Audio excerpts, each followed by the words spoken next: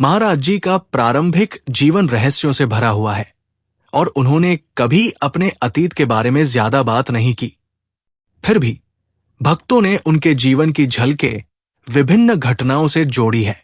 ऐसी ही एक कहानी उनकी युवावस्था की है, जब वो एक साधु सन्यासी के रूप में गांव-गांव भटकते थे। वो अक्सर लोगों की मदद करते, लेकिन अपनी पहचान उजागर किए बिना और किसी एक स्थान पर ज्यादा समय तक ठहरे बिना। एक गांव में युवा महाराज जी को एक पेड़ के नीचे कई दिनों तक ध्यान में लीन देखा गया। इस दौरान उन्होंने न कुछ खाया और न ही पिया। जिज्ञासु विलेजर्स ने उन्हें खाना लाकर दिया, लेकिन उन्होंने शायद ही उस पर ध्यान दिया। फिर भी जब गांव में कोई बीमार पड़ता या संकट में होता, तो महाराज जी अचानक उनके दरवाजे पर प्रकट हो जाते, सलाह देते या सहायता करते। धीरे धीरे विलेजर्स को संदेह होने लगा कि ये भटकने वाला साधु कोई साधारण व्यक्ति नहीं है।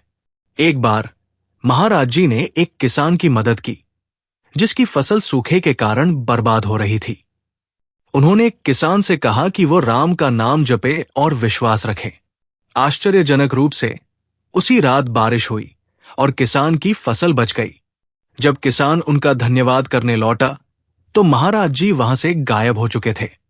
सालों बाद जब महाराज जी नीम करोली बाबा के रूप में प्रसिद्ध होने लगे, तो कुछ विलेजर्स ने उन्हें पहचान लिया। वो वही युवा साधु थे जो कभी उनके पेड़ के नीचे बैठे थे। लेकिन महाराज जी इन बातों को हंसकर टाल देते और इन्हें महत्वहीन बता देते। ये कहानी उनके भटकने के शुरुआती वर्षों और उनके द्वारा फैलाए गए दिव्य आशीर्वाद को दर्शाती है।